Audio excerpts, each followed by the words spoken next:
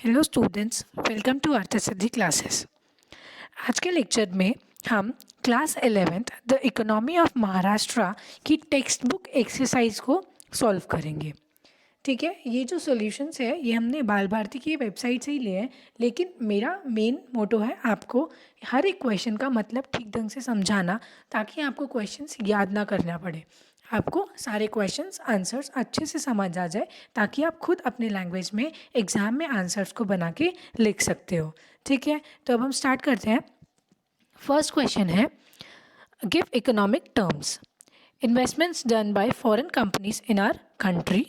Next है programme for development of small medium and micro industries. Next, basic requirement for facilitating production and distribution of goods and services for economic development and movement that promotes values of self-help, democracy and equality.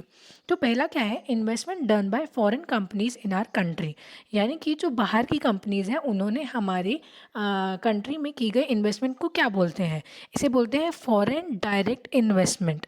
अपने इसी chapter में page number 26 पे था, in the early 1990s the government of India started amending the norms keeping foreign direct investment in certain sectors.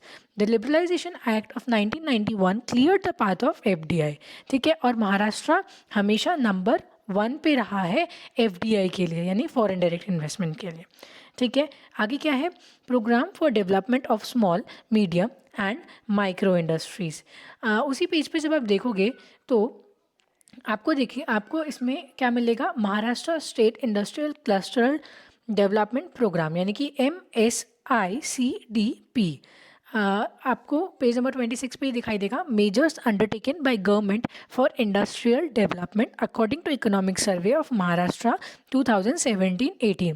उसका 5th point, Maharashtra state industrial cluster development programme यानी कि MSICDP is being implemented all over the state to develop small medium and micro enterprises, यानी कि small medium और micro enterprises के state को या फिर उनको डेवलप करने के लिए किस चीज़ को इम्प्लीमेंट किया गया है गवर्नमेंट के द्वारा, MSICDP। ठीक है, आगे है basic requirement for facilitating production and distribution of goods and services for economic development.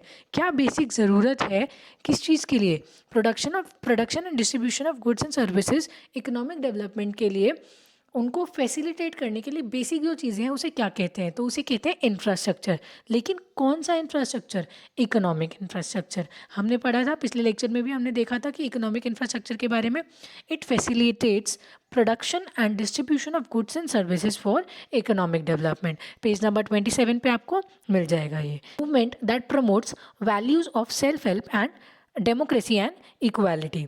तो इसका आंसर क्या है, कोऑपरेटिव मूवमेंट। यहाँ पे आपको चारों आंसर दिखाई दे रहे हैं, foreign direct investment, MSICDP, economic infrastructure and cooperative movement. I hope आपको समझ में आया होगा। अब हम आगे बढ़ते हैं। So our next question is find the odd word out. ठीक है, तो उसमें पहला है, ये पूछा है agricultural indebtedness, dry farming, lack of capital and engineering. तो अगर आप इस क्वेश्चन को ध्यान से देखोगे तो इसमें एग्रीकल्चरल इनडेप्थनेस, ड्राई फार्मिंग और लैक ऑफ कैपिटल जो है, ये तीनों क्या है, एग्रीकल्चर से रिलेटेड प्रॉब्लम्स है। यानी कि जो ड्राई फार्मिंग यानी कि इरिगेशन फैसिलिटीज़ अच्छी नहीं होंगी, लैक ऑफ वर्किंग कैपिटल, तो ये सारी चीज़ें क्या एग्रीकल्चर रिलेटेड प्रॉब्लम्स है, और इंजीनियरिंग क्या है, इन सबसे अलग है। सो यहाँ पे ऑड वर्ड कौन सा हो गया, इंजीनियरिंग हो गया। नेक्स्ट देखते हैं tourism, banking, automobile production and insurance. तो अगर आप देखोगे तो टूरिज्म, बैंकिंग और इंश्योरेंस ये तीनों क्या है, सर्विस सेक्टर के अंदर आते हैं, और ऑटोमोबाइल प्रोडक्शन क्या है, मैन्युफैक्चरिंग सेक्टर के अंदर आता है। तो ऑड वर्ड क्या है, ऑटोमोबाइल प्रोडक्शन। नेक्स्ट है पुणे, हैदराबाद, नासिक एंड नागपुर। बहुत ईजी है देखा जाए तो, पुणे, नासिक, नागपुर ये सब महाराष्ट्र में और हैदराबाद बाहर है। ठीक है, आगे नेक्स्ट क्वेश्चन है MTTC, मैत्री, SEZ एंड MIDC। तो इसमें से ऑड वन आउट के लिए हमें किस चीज़ की ज़रूरत है, इन सबके फुल फॉर्म की ज़रूरत है।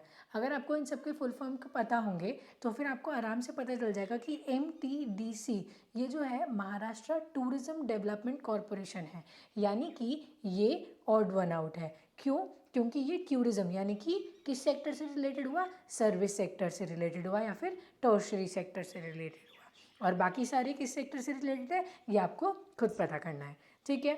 नेक्स्ट देखते हैं primary education, hospitality, higher education and skill based education.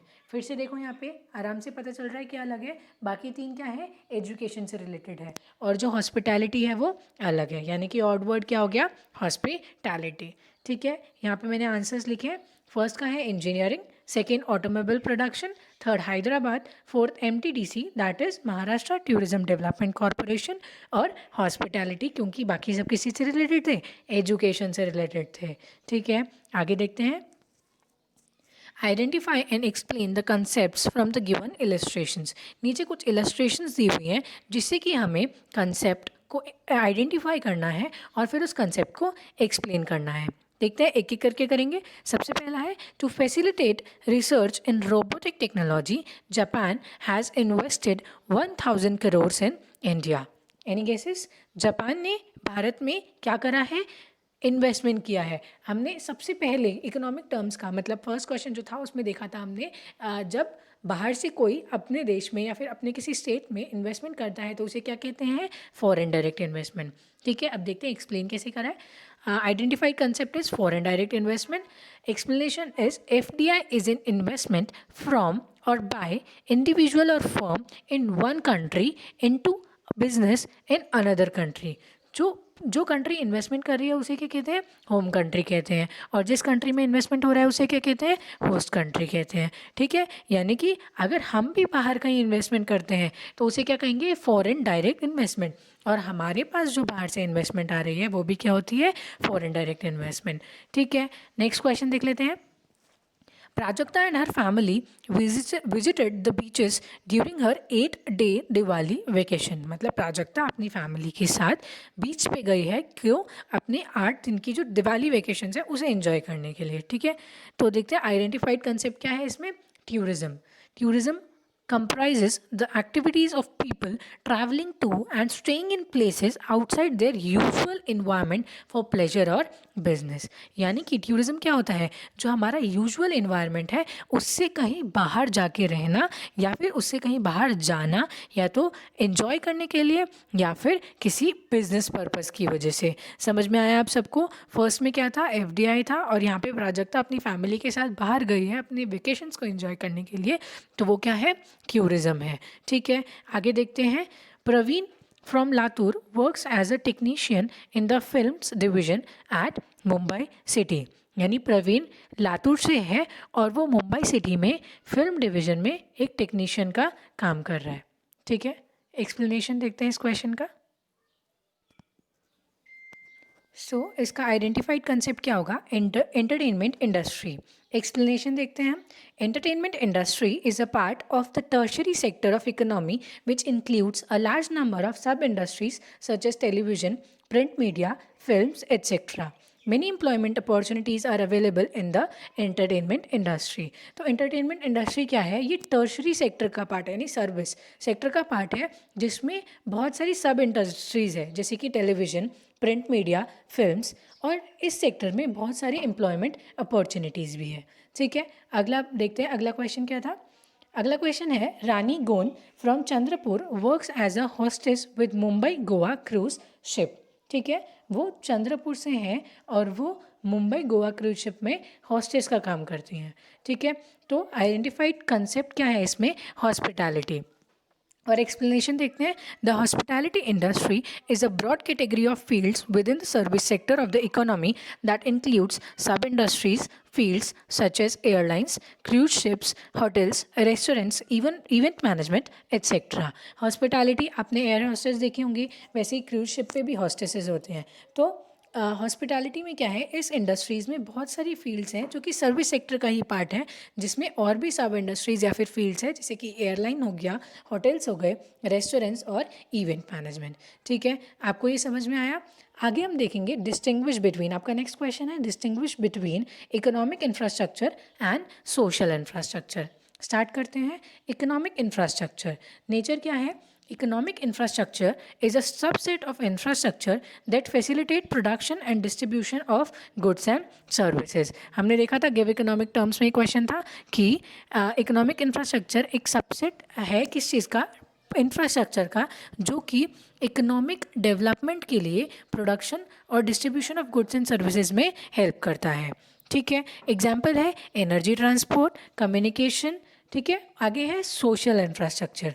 Social infrastructure is a subset of infrastructure that facilitate the quality of life of a commodity. यानी कि हमने देखा इकोनॉमिक इंफ्रास्ट्रक्चर में क्या था, जो इकोनॉमिक डेवलपमेंट से रिलेटेड चीज़ें थी. तो सोशल इंफ्रास्ट्रक्चर में क्या होगा, लोगों की क्वालिटी ऑफ लाइफ, उनके जीने का तरीका, उसको किस तरीके से इम्प्रूव करने के लिए जो इंफ्रास्ट्रक्चर यूज़ होता है वो क्या है, सोशल इंफ्रास्ट्रक्चर. इसका एग्जाम्पल ले लेते हैं. Education, health services, recreational services, ये सब क्या है, सोशल इंफ्रास्ट्रक्चर. आप अपने टेक्स्ट बुक का पेज नंबर 26 निकालोगे या फिर 27, हाँ पेज नंबर 27, तो उसमें एक इंफ्रास्ट्रक्चर टॉपिक था. फिर अगर आप नहीं समझ में आया आपको, तो एक से पहले जो लेक्चर रिकॉर्ड किया है उसमें इंफ्रास्ट्रक्चर टॉपिक है, तो उसमें आप खोल के देखना कि इकोनॉमिक इंफ्रास्ट्रक्चर और सोशल इंफ्रास्ट्रक्चर क्या है. ठीक है, आगे देखते हैं. आगे है एग्रीकल्चर एंड सर्विस सेक्टर. तो एग्रीकल्चर सेक्टर क्या है, आप सबको अच्छे से पता होगा. Agriculture sector consist of all those activities that facilitate the production of crops. यानी कि फसल, यानी कि खेती से रिलेटेड जितनी भी चीज़ें होती हैं वो किसके अंदर आती है, एग्रीकल्चर सेक्टर में. या फिर फिशिंग वगैरह जो कि प्राइमरी सेक्टर का पार्ट है. ठीक है, तो ये सारी चीज़ें एग्रीकल्चर सेक्टर में आ रही हैं. आगे है service sector. The service sector consists of all those activities that facilitate the well-being of people through services. यानी कि लोगों की भलाई किस चीज़ से, सर्विसेज की मदद से. वो किस में आता है, सर्विस सेक्टर में. इकोनॉमिक्स का मेन पॉइंट क्या है, to satisfy the human needs, wants. ठीक है, अब वो किस तरीके से हो रहा है उसके ऊपर डिपेंड होता है कि वो किस सेक्टर में जा रहा है, प्राइमरी सेक्टर, सेकेंडरी सेक्टर और टर्शरी सेक्टर. प्राइमरी सेक्टर क्या होता था, जिसमें एग्रीकल्चर रिलेटेड चीज़ें हो गई जो कि हम नेचर से नेचुरली लेते हैं. ठीक है, सेकेंडरी सेक्टर में क्या होता था, उस नेचुरल प्रोडक्ट के ऊपर कुछ ना कुछ हम प्रोडक्शन या फिर उसके ऊपर कोई ना कोई एक्टिविटी करके उसे मार्केट में सेल करने लायक बनाते थे. ठीक है, तो वो इंडस्ट्रियल या फिर सेकेंडरी सेक्टर था. और टर्शरी सेक्टर क्या था, इन सबको सर्विसेज प्रोवाइड करता था. यानी कि ये सर्विस सेक्टर क्या है, टर्शरी सेक्टर है. जैसे कि ट्रांसपोर्ट, कम्युनिकेशन, टूरिज्म, ये सब किस में आते हैं, सर्विस सेक्टर में आते हैं. आगे है टूरिज्म एंड हॉस्पिटैलिटी.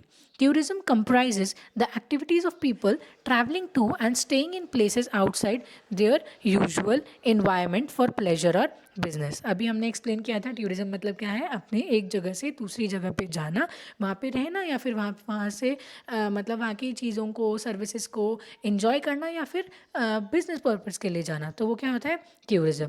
और हॉस्पिटैलिटी क्या है, it comprises the services offered by the host to the guest with the aim of friendly reception and quality entertainment of guest. यानी कि इसमें ऐसी सर्विसेज आती है जो कि होस्ट अपने गेस्ट को देता है, किस लिए, उसका फ्रेंडली वेलकम, फ्रेंडली रिसेप्शन या फिर उसको क्वालिटी इंटरटेनमेंट के लिए, अपने गेस्ट्स के लिए. ठीक है, तो टूरिज्म क्या है, नैरोअर कॉन्सेप्ट है, और हॉस्पिटैलिटी क्या है, ब्रॉडर कॉन्सेप्ट है. ठीक है, आगे देखते हैं एजुकेशन एंड हेल्थ सर्विसेज.